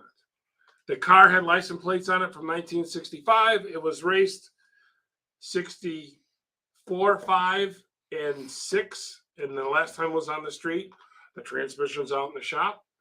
And it is here for me. It is going to be a restoration. I'm not making any modifications to it because I'm going to put every single factory nut and bolt right back into it. Lucas just commented. Look at that. What did he say? Lucas said Wilburn can now build a 904 and a 4R75. So Lucas was building this Crown Vic transmission, which he says is a 4R75W. And like everything, where does that go? Where does you go back and forth and rework, and I totally get it. I don't do this often enough. I have to stop and think about things a little. I do a transmission every couple of years, right? And these guys do them every day. So he knows every snap ring, everything because they just do this more often. But so Lucas is like that. This is Walburn looking at his 904 parts like it was a glazed donut. He's just sitting there looking. I'm like, are you gonna put that thing in, or are you gonna play with it all day? Well, I want to make sure things are not messed up. Well, if Lukey's in here, so is Madison. Let's say hi, Madison. Well, howdy. Hi, Maddie. Oh, Chris Greenaway finally purchased the 72 Mercury Montego GT. I know you've been looking for one for years. Harleys by Christmas trees is a Michigan tradition. Okay. A lot of these guys have had like engines in their living room and so forth. Nothing wrong with that. A lot of unmarried dudes. Yeah, right. I know my mother asked me one time, this was 40 years ago, can you move that intake manifold so I can sit on the couch? That sentence actually happened. It was clean. It was an Edelbrock TM5, if I remember right. Yeah. So didn't get anything on the couch.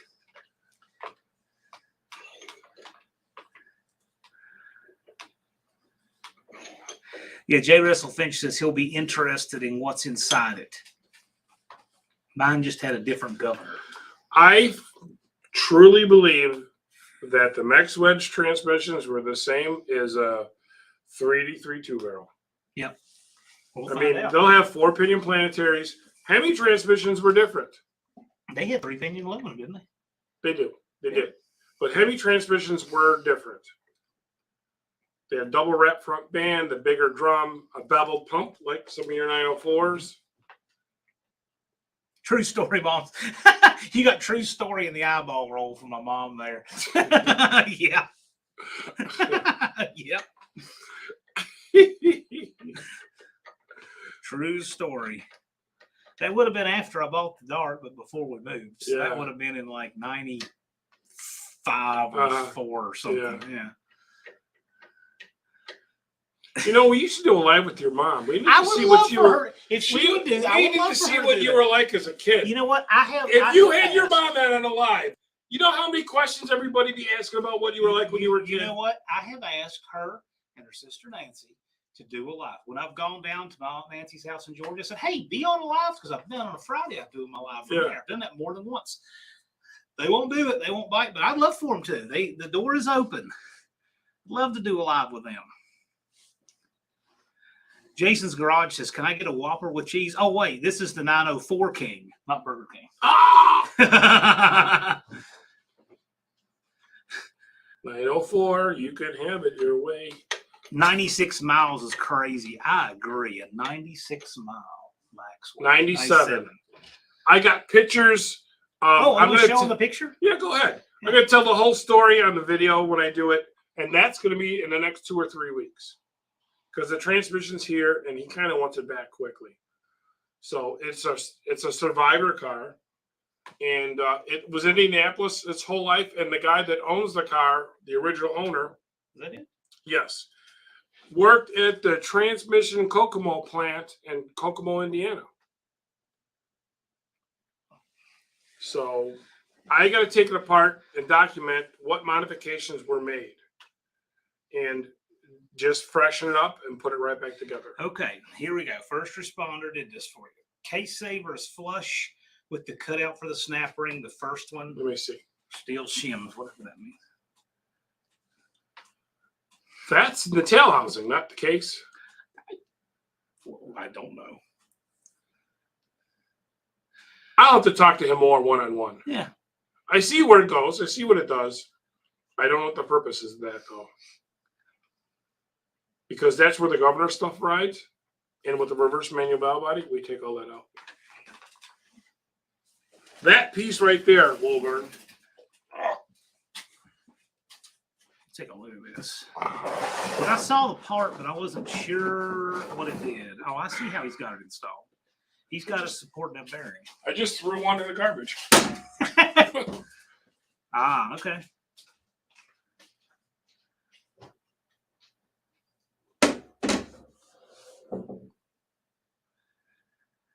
That car looks familiar. Yeah, I don't know. It is cool, isn't it, Jay? It's for the cases that chew out the snap ring in the case. That's a tail housing, not a case. He said that's the tail housing, not the case. Soup ladle. I don't know. It looks kind of like a soup ladle, doesn't it?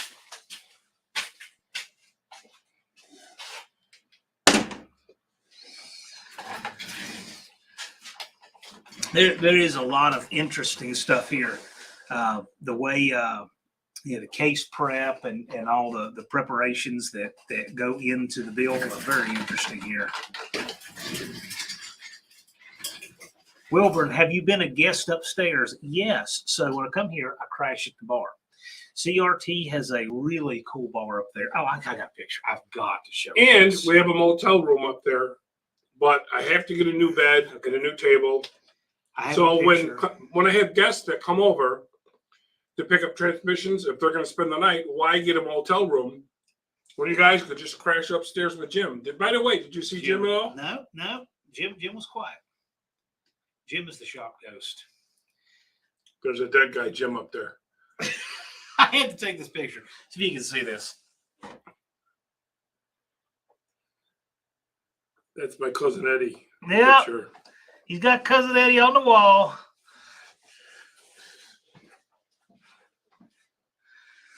Yes, but that's a really cool bar. It's got a pool table. It's got your console gamer with all your 80s arcade games in it. Yeah. So best playing. I didn't show Got a you this. jukebox with YouTube on it. We got a dart bar game on darts. What I did is I set it up to make it feel like you're in a Michigan ski chalet bar. When I was a child, I used to go skiing all the time, and it was funny. I don't drink, but I have my own bar. They're pretty good. Wow, that is good. I did all the high score CRT. Now that is service. That's the extra mile. I got to tell you though, he treats people right. I see that with everyone. So I love this name. This username is fantastic. Raining Slant 6 with a chance of cannonballs asks, hey, John W. and John C. While some folks want 2-speed power glide to eliminate one shift over the 3-speed 904, if engine has a peaky, narrower power curve, wouldn't the 904 be better to keep engine in its sweet spot? I'm in total agreement, and I always have.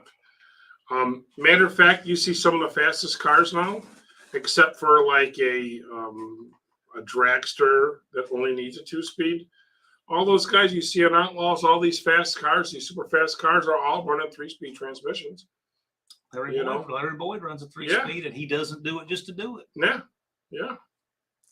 The Aspen Inn, as Lucas G says. We will let them know, though, that I make a first and second gear launch valve body. So let's say John had a killer car, twin turbo, killer small block, and his Dart Sport.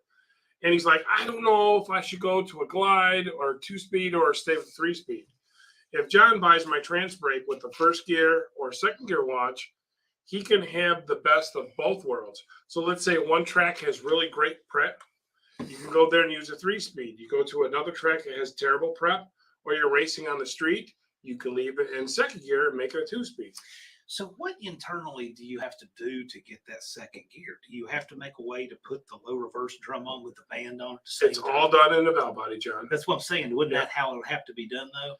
What you do is you're in second gear. So you got the rear clutch on and the front band on. And the band. Then when you press the button, you're doing it just like you would in first gear. You're turning on the front clutch. So you're just adding, basically it's the same as the first gear, except you're adding the band in the valve body to get the second. The band's already on because you're already in second. Right. But it's the same thing. You're just adding the button is still turning on reverse. So instead of adding it with a shift, you're already starting in second. So right. The band comes so on you that. can actually. That makes perfect sense. It is second, but it's only a 2-speed. You're only going to shift one time. Right. Jason's Garage says, how often should I adjust the bands on my 48 RE behind the Cummins? If you tow with that, I'm sure most guys with diesels tow. You should service your transmission, depending on the application, at least once, or once every 1 year, or once every 2 years. You should service your trans, or let's say every 40,000. Yeah. Let's say one time you pushed it too hard and you thought it got hot and whatever, then change the fluid right then and there. So once you get home. So is it snug, 72 inch-pound snug? Yeah. And then back it off 2.5 on the front end? Yeah. And 3.5 on the back? Yes, because a 48 and a 904 have the same style double wrap band. So on a 904 and a 48 or 47, that low reverse band is not the same as a 727. It's like 3.5 to 3 3/4 turn, because you have. It's almost like having 3 bands in there. Yeah, it's got a triple wrap band on the back. It's a triple wrap. Yep.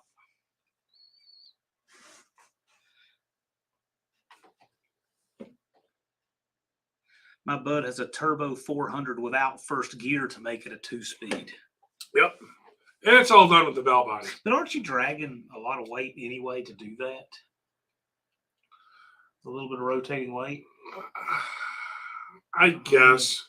I don't know why you would take a TH. Well, I've heard of some people doing it. Well, here's the deal. The let's say you got that car it started life as a 10-second car, and you have a drive shaft for a 400. You have the converter for the 400. You got the shifter for a 400. That makes sense. And now you're going 8s just change the 400 to what you want to like it. And what do you think? How's the 400 work, John? Oh, it's like the Lenco. It applies, each gear. Just keeps applying. As Nothing has to you replace. shift, it just applies gears. That is an advantage with the 400 over the Chrysler stuff, because in the Chrysler stuff, you have, like, for example, 1, 2, 3, you have to pull that band off and you have to put the high gear drum on. So you have an overlap thing. In a 400, you don't have that because it's just apply. Right. However, Greiner came out with a spragless 400. And tell them who Greiner is. Steve Greiner was from Indiana, and as far as I know, he was the one who invented the first trans brake ever, but he also invented the lockup torque converter. But unfortunately, he didn't get paid for that lockup converter.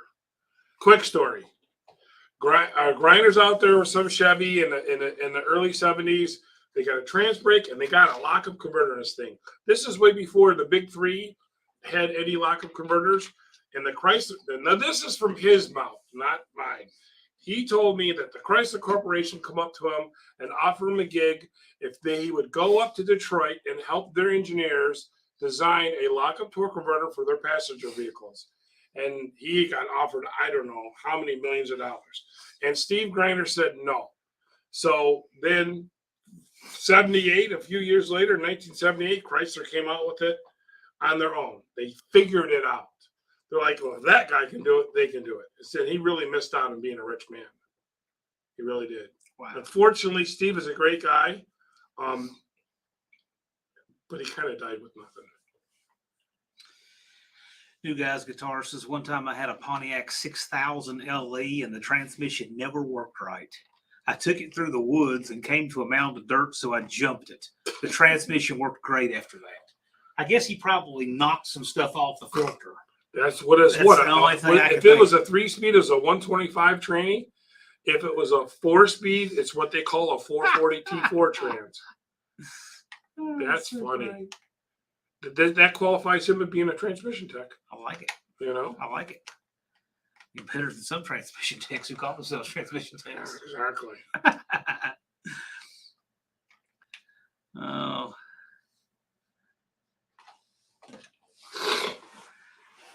Danny Boyd says you can rebuild a TH400 with a Swiss Army knife. So I'm curious about that. I mean, I've never done a TH400. I've done C4. I've done the 700 R4 torque lights. I've never done a TH400. I always kind of wanted to because it's a worthy transmission. I tell you, in today's late model, fully electronic, 8 speeds, 10 speed, 12 speed transmissions, any 3-speed from the big three is overly easy. Yeah. It really is. And when I say big three, I mean Plymouth, Chrysler, Dodge. Yeah. You got to specify. So reigning, you can't just say anything to abbreviate this. You have to say the whole username. Reigning slant 6 with a chance of cannonballs. Yeah. I know a while back Reed Racing went and die-cast SF5 Power Glide cases. Yes. Due to dwindling raceable cores and to raise horsepower to 1,500 plus. Yes. Which makes sense. How long has it been since they made a Power Glide from the factory? 72 was the last year. I'll tell you, I didn't know what the year was. 72 was the last year for a glide. If you would die-cast a similar SF5 A904 case, what horsepower total? You are the man just for asking that.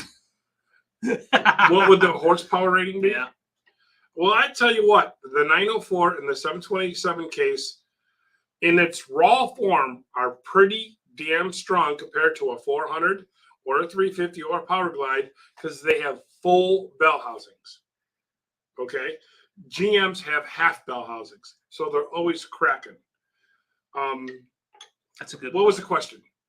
Well, he just says that what kind of power could you make if you All right, do let's just say you can SFI make an SFI case. You make a clean sheet of paper 904 case. How do you let's do this way. You make a clean sheet of paper 904 case. How do you make it to improve it? Webbing. Okay. You know, make sure that it's bulletproof, that a case can't come apart if a planetary does. So that means it's got to be SI approved both by the bell housing for ring gear shield and by the case for planetary and drum failure. So it's not that the transmission can take more power. It would probably be more safe and easier available to consumers.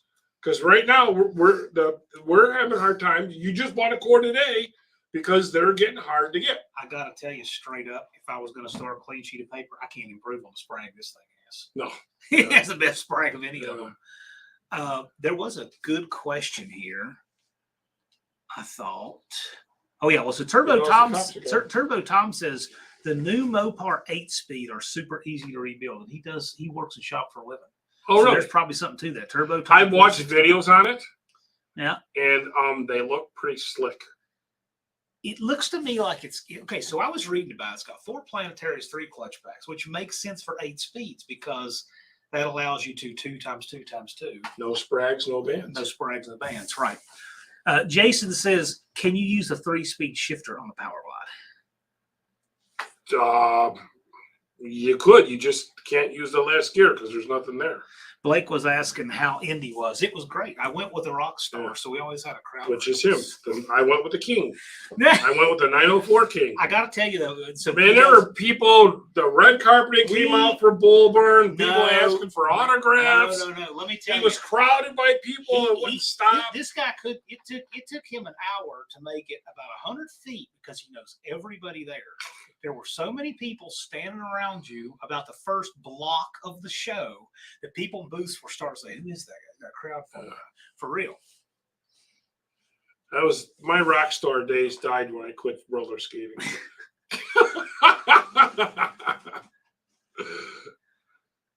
Possible. But Elaine thinks I'm a rock star, don't you, baby? I'm a little chubby rock star.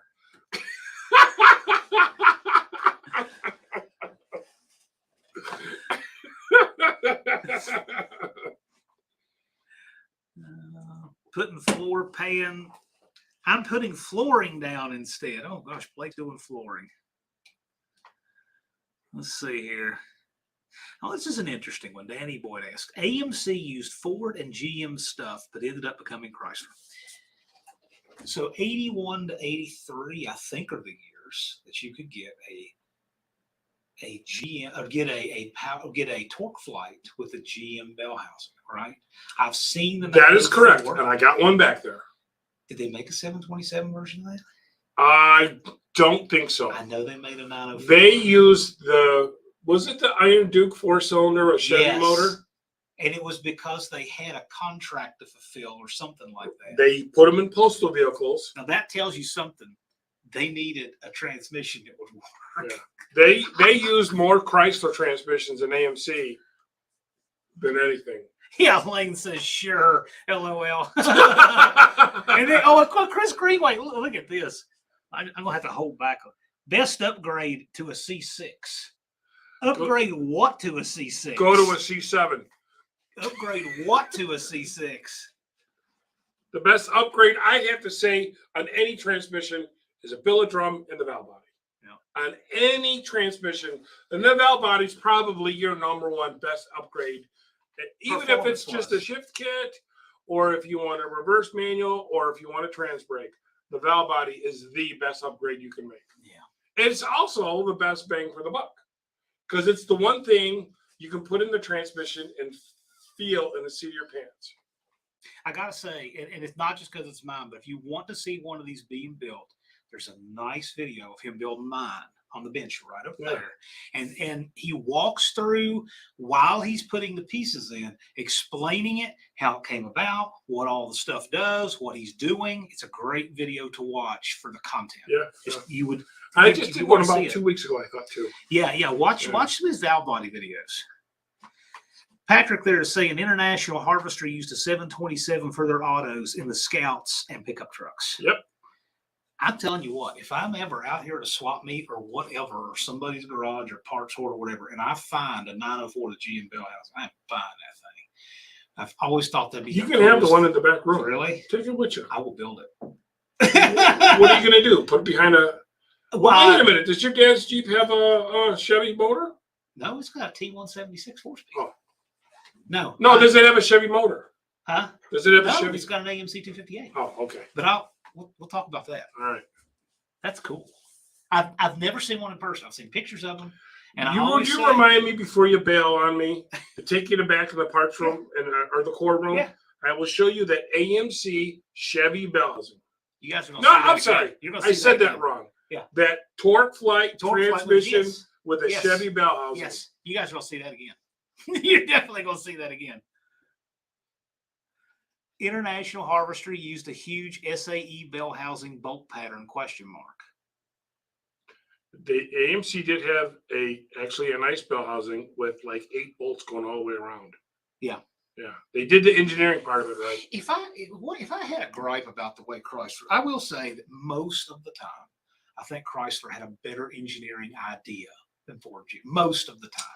But yeah, there are things I don't like, and like for instance, cramming the starter and the steering column right together makes headers a pain.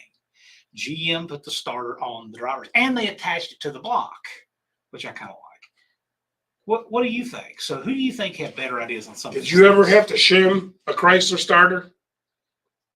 Did you ever hear a GM starter that's not shimmed? True. That's true. Everybody's got their pluses and minuses Right. in the design area, So not a lean burn, correct. That was not a better idea.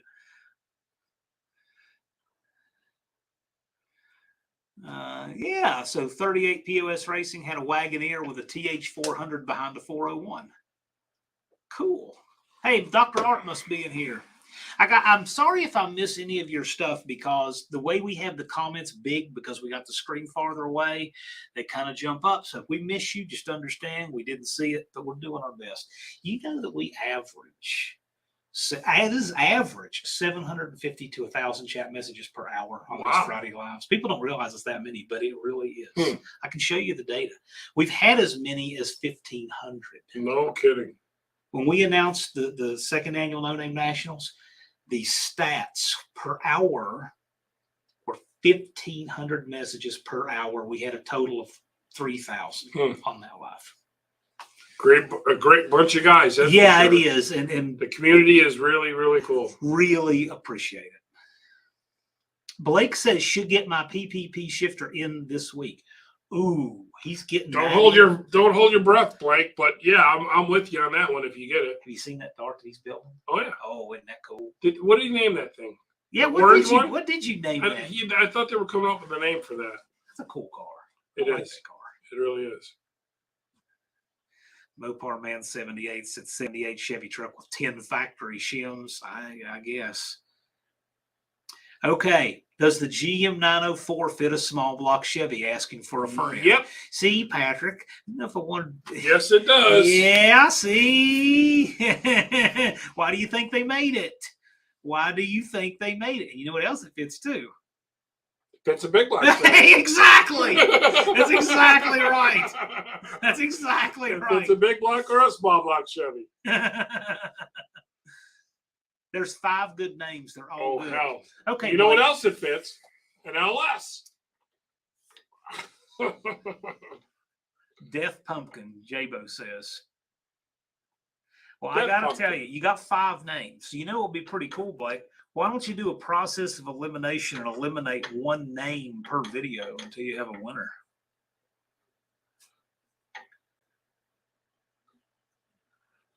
Yeah, mostly old parts and rust. I see the light and I want to put one in LS. If you put an LS in a genuine Dick Landy Duster, people are going to put a bounty out on your scalp.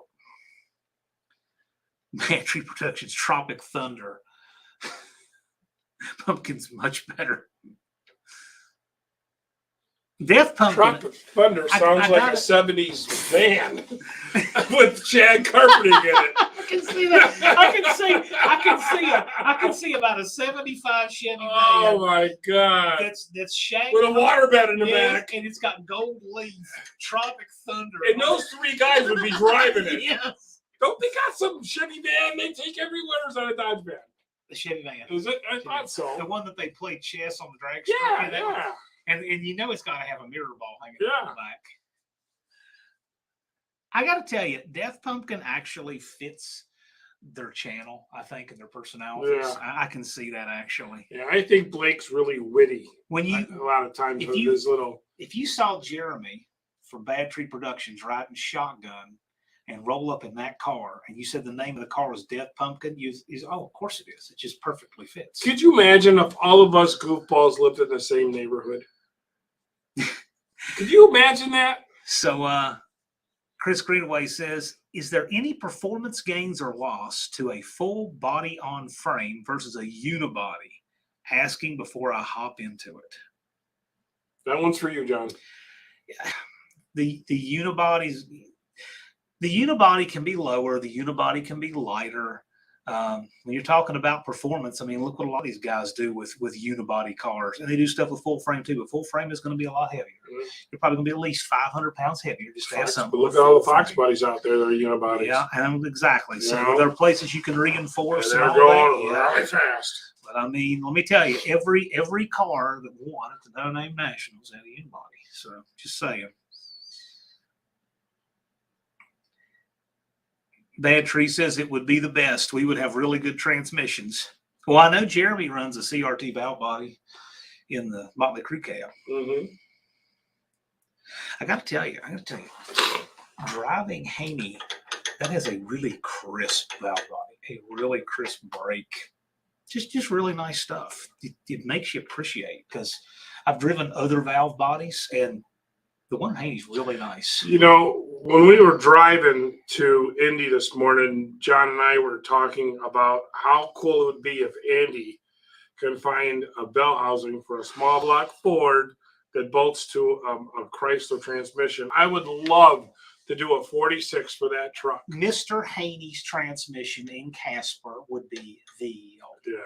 Yeah, it would be the best. I'm telling you. Just think, the way your truck leads, if you had that 708 horsepower boss-headed engine of his, could you imagine that? It'd be rowdy. Well, that's why I bought a blower. Yeah. I got to keep up with Casper. Blake says she hits as hard as a mule on meth. Danny Boyd wants an HOA that says you must have at least one junk car in your driveway. Well, I could fulfill that. I could do that. Hell yeah. I could do that. And Road Beer Garage wants to know, what trans does Haney have in it? Why don't you tell them about the transmission you did for Haney? It is, I believe the year is a 1995. Came out of a Dodge B van. It's a 46 RE transmission, but it needs no computer because it's a 95. 94 was last year. I'm sorry. Wasn't it? 93, 94. Okay. So let's say 95, which is a 46 RH. E. No, you got it's an early E.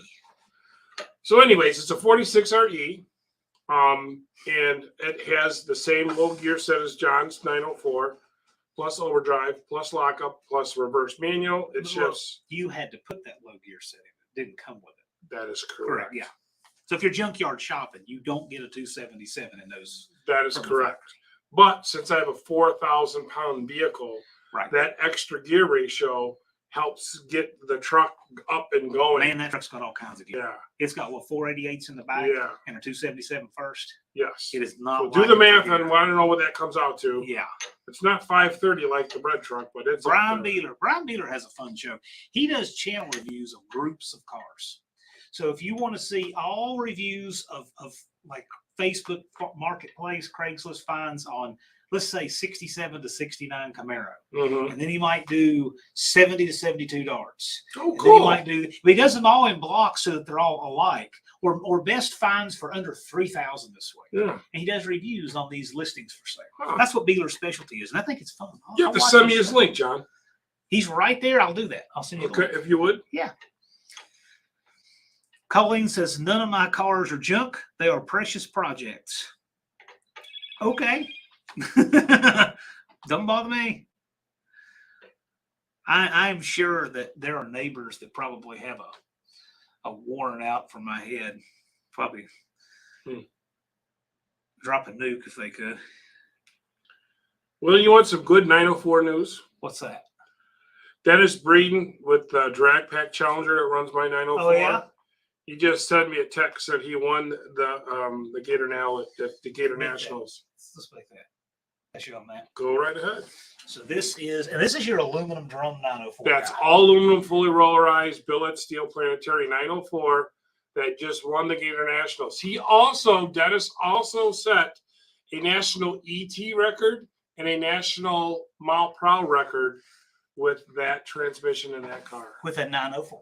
Yes, with a 904. And they run a big I block? believe the car runs 940s, 930s. Even a big block? No, it's a Gen 3 Hemi. Oh, okay. Oh. And you're still looking at a 3,400-pound car. That's an aluminum drum. That's how hardcore All that is. three are aluminum. Wow. So Light and Sunshine, Light and Park Gear, fully rollerize planetary, billet input shaft, billet output shaft. The only thing that is stock on that tranny is the case and the tail housing. What case is it? I Is it don't a know. one like this? It's not a truck case. Okay. It is not a truck case. That is cool. And he runs my brake. Now, let me tell you, people think they want race parts for the street. The aluminum drum is one you don't. Yeah, that is correct. That is correct. It's designed for race only. 15 runs between fresh. It's 25. 25. Okay. 25 passes. 25 you passes. have to tear it down. You have to change the flume filter and adjust the bands every 25 passes. And then at least every 200 passes, you have to go through the training and inspect everything. Okay. Yep. Mine is a truck case, Patrick says. Okay, cool. That is cool, though. That is really cool. Patrick, did Jackie make you any cookies this weekend?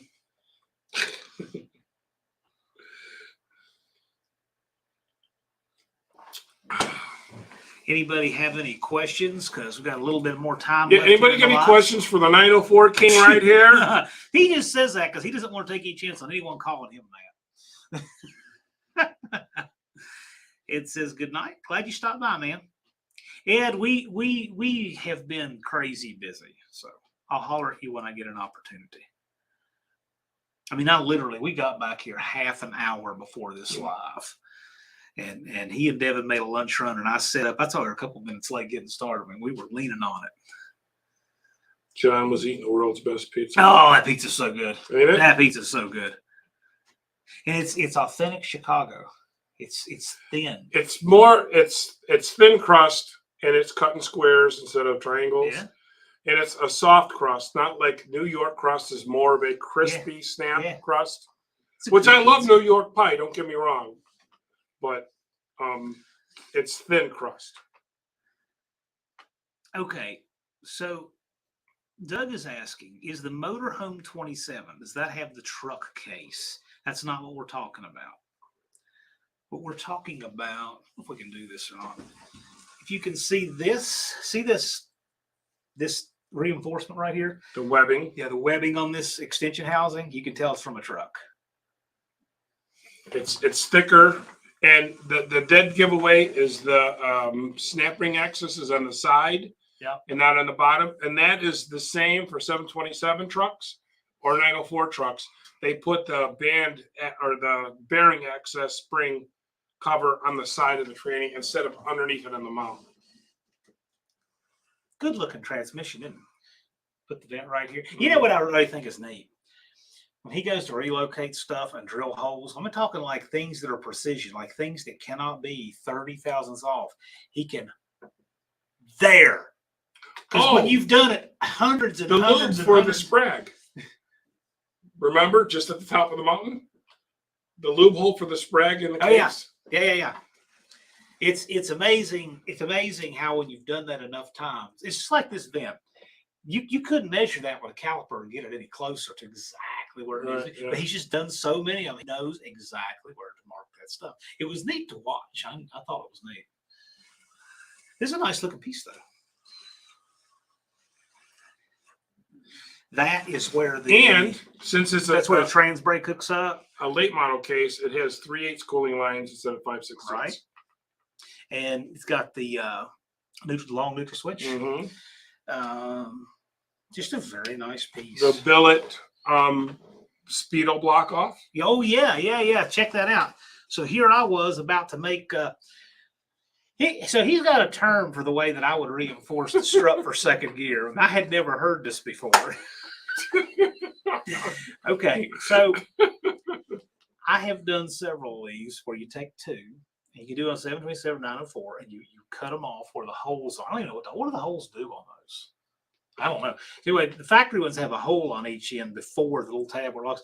I'd cut them right across where the holes are and weld one onto the other, and you get a reinforced strut that won't bend. And anyway, and the employees knew this. Apparently, it's like a season term that they use called a hillbilly strut. And that's not a dance, by the way. No. So anyway, so this does not have a hillbilly strut. This is the first I've ever had that has. It has a very nice looking strut. You know, I need to put some pictures up of where this was finished up. Very nice. They're proud of their stuff. Got their name on everything. It's very nice looking. But also the block off. So I usually make one of those goofy things, right? Out of a freeze plug. Yeah, either freeze plug or take the case and you drill it out and tap it. Oh yeah. I've done that too. Yeah. Okay. Or freeze plug. But look at that one. Can you see that one on the video? I think you can. Nice stuff. Nice little billet piece. Yes, very nice. And that threaded hole in the inside is so you can put a pan bolt in there and pull it out. Yeah. You have a way to pull it out without scratching it with a screwdriver. Without digging around, yeah. So we thought about the way in and we thought about the way out. So Tony's asking, can I use a 46 RE pump and shaft with your trans brake and billet drum to create lockup 727, or is there more to it? You need the pump stator, the input shaft, and a lockup valve body, regardless if it's a 727 or a 904 or 46. Now, I have in stock stators and input shafts that match, and I have them on the website. So if you wanted to buy one ready to go, they're machined, got no bushings in it. The stators are done, all ready to go. And the 518 46 RE stator input shaft will not swap into the 727 because the pilots are different size. So what I did, because there's no lockup 727 stuff, I took 10 46 REs and had them drill the pilot and put in a bushing. So even though there are 46 REs, they're bushed and machined to fit a 727. Now, don't forget, you can't use that lockup under high acceleration or high power. It's only for cruising. It's not that the tranny can't take it or the valve body can't take it, but there's nobody out there yet who makes a clutch in a Chrysler converter that can hold it when locked up. At least hold the power. Danny Boyd says stator input is for lockup. No, the lockup goes through the input shaft, but the stator has to have the oiling for it. So the stator and the input shaft have to match because of the way the oiling is done. Speaking of stators, John, what did we find wrong with yours? With the stator on the pump? Yeah. Oh, this pump. Okay, this transmission has had all kinds of stuff done on it, guinea pig stuff. At New River Community College, people getting credit doing stuff, different people doing stuff. Right.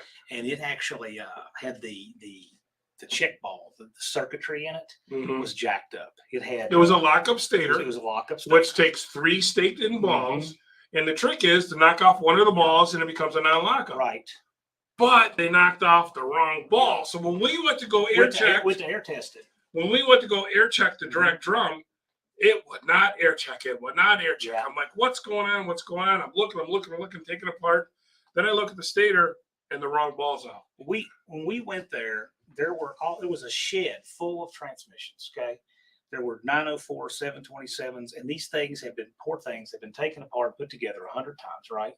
And this one is one, they were getting rid of all of that stuff, and it's all gone now. That school has none of it because now it's so obsolete, right? Yeah. None, the dealership technicians don't work on it anymore.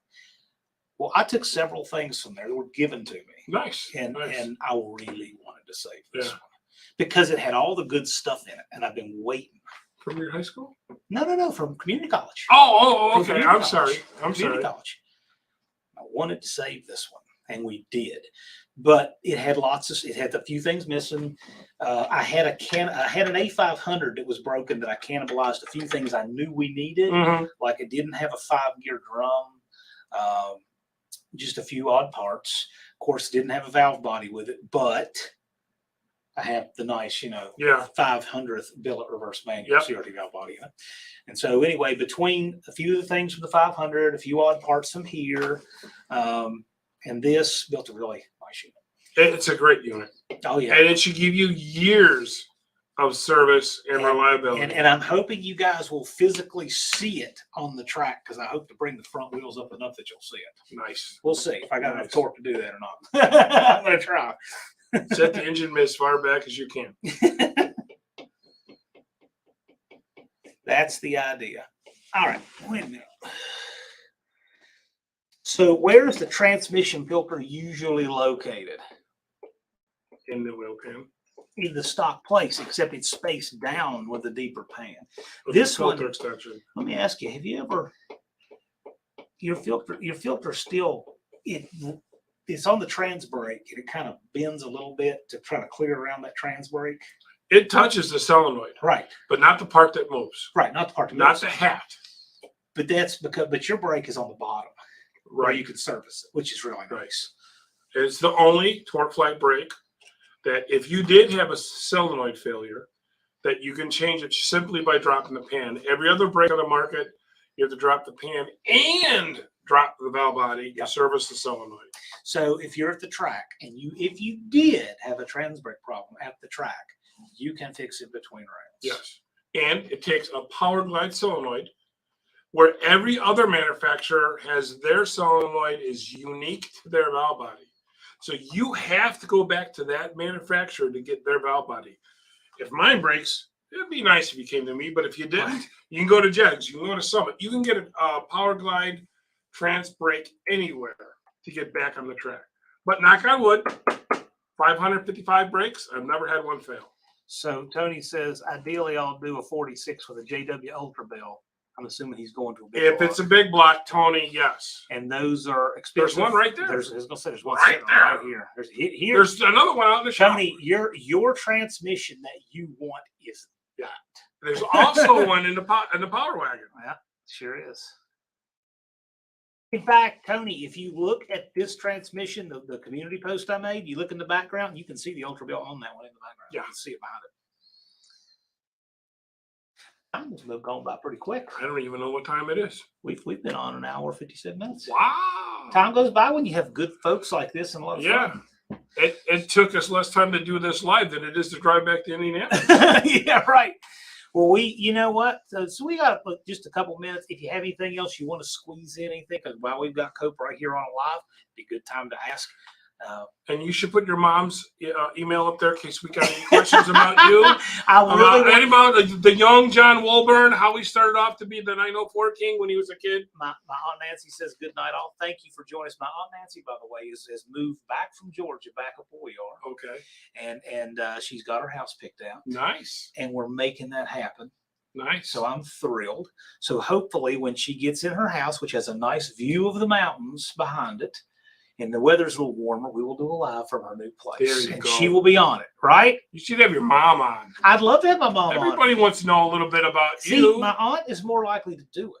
Oh. And if my aunt does it, that will probably get my mom to do it. You know, when I see your mom at No Name, she did seem a little shy.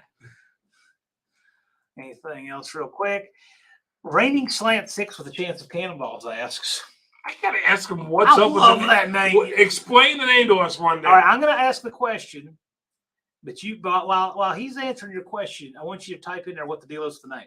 If I wanted to put an 8 3/4 with a longer, what is UJ? Yes, U joint to axle tube center. It's longer than a 7 1/4 behind a slant 6 and an A body with a 9 4. What are you asking? Oh, I see what he's wanting to do. He wants to know if he can use the truck and van extension housing. Well, the 904s are all the same length, right? Yep. Well, the 727 motorhome is much shorter. There's 3 different lengths. But of it the has a 727. different yoke. Right? Yeah. You can't use Right. the motorhomes. They were a bolt-on yoke. Right. So if you do a bolt-on yoke, you have to have a slip yoke somewhere, either in the yoke or in the drive shaft itself, like on some 4-wheel drive shafts. The slip yoke is in the shaft part of it itself. My Aunt Nancy says maybe. Okay. All right. Well, if you do, we'd like to do it. And 38 POS Racing is asking you, what equipment do you use for the VHS to digital video? That's I had the same question for you because you had digitized your film from US 41 so you could put it on YouTube. Remember? I did. It was just an Amazon one, and I bought one. It wasn't friendly with my Windows. I don't know the name, but I'll be more than happy to. I don't know how I let them know. Well, just I'll put in my community post. picture of Yes. the brand that I Yes. use, and then the next day or two. Yes, there we go. For There you. we go. Do you make shafts 904? I don't make them myself. Right, but you can get them. If I can get customers them. need them. Okay. Yes. Well, guys, we're at our time. I try to stay true to my time so that hopefully, if I'm really lucky and he forgets how bad this was, I could get him to do it sometime in the future. Because I know you guys love for us to have him on, as do I. So I'm going to go ahead and wrap. I want to thank the mods. I want to thank all of you guys for being in the chat. I want to thank John Cope for graciously. More than welcome. He's hosted me all week. Literally, I've been living up there at CRT Bar and Grill minus the grill that's up there, the Aspen Inn. And by the way, it's not an automotive theme. It actually looks like a 70s ski lodge. Yeah, it's really yeah. cool. It's got a jukebox, a pool Yeah. table, a console, and a bar. It's really neat. Yeah.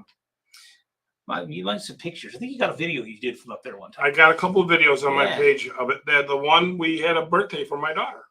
Yeah, We had a right. live band. That's right. Just recently did one. That's Yeah. right.